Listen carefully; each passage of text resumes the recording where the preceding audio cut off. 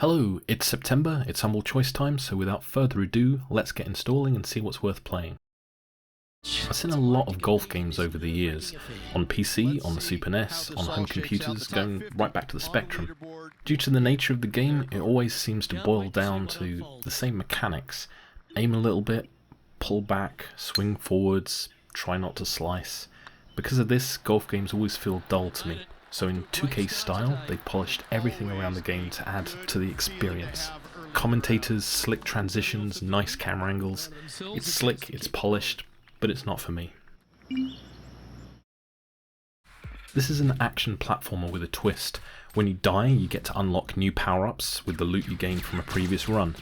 A bit like Rogue Legacy, but with more cyberpunk and without the extra traits. Controls are a little annoying, but it does let you redefine them if you want.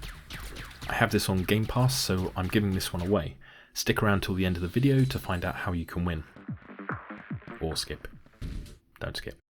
Not for Broadcast gives you a crash course in operating a broadcast booth.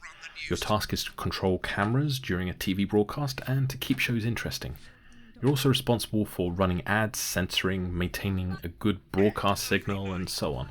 It's an interesting concept. There's lots of video in the game for all the camera angles, and also pre-live chat between broadcasts. This is one of the better early access games I've played on Humble.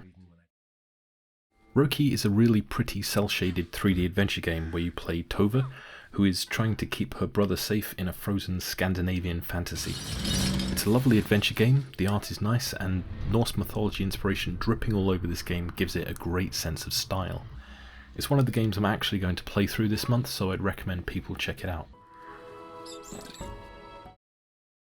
Narita Boy is a pixel art platformer. It's a modern take on cyberpunk adventure with some retro stylings. All of the layers of visual effects and transitions make it stand out from the usual pixel art platformers.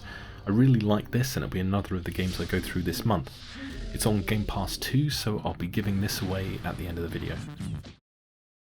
This is a cel-shaded western-themed roguelike set in Hell's Waiting Room where you control a dead cowboy with Ron Perlman's voice, clearing out levels of purgatory while collecting power-ups and weapons. As you take out enemies, you collect sin, which can be used to unlock more varied drops in the level. If you die, you restart without any collected weapons or powers, but the sin unlocks persist. It's tough at the start, but really enjoyable, and another one I'll play a bit more this month.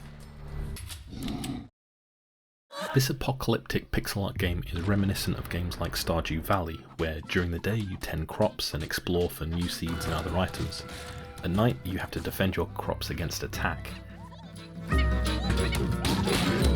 It's pretty good, and pixel art fans will like it. I thought Heaven's Vault would be a puzzler from the art and screenshots, but sadly that's not the case. It's won awards for narrative, which is great, but it does feel like it's all narrative and no gameplay. The environments look great, but the character animation looks like placeholder storyboard art. For the gameplay, you get to translate text and mess with a timeline to use your archaeological skills to unravel the story, but real gameplay is very, very sparse. It's a bit of a disappointment. This one is Game of the Month for me so far. You build up a town and you send your characters off to fight through areas towards bosses. You do missions to get resources and then manage your village, creating and upgrading weapons, armor, buildings, and so on. There are also side missions that reward the player with reputation or loot. I might actually stream this at some point, so if anyone's interested in seeing me play through, they can check Twitter to see when I'll be on Twitch.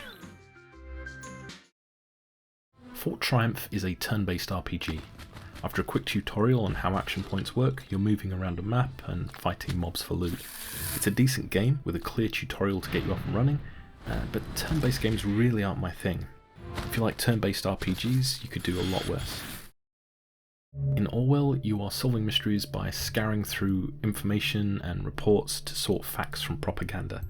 It's interesting at first, but the controls are a little annoying as they seem to lock out until certain animations complete, so you're feeling like you're constantly waiting or being artificially slowed down by the game. It's certainly an interesting way to interact with the game's narrative. Finally is the Framed Collection. This one's a pretty cool stylized puzzler. You have to rearrange frames of a comic in order to get the protagonist from one page to the next without being caught.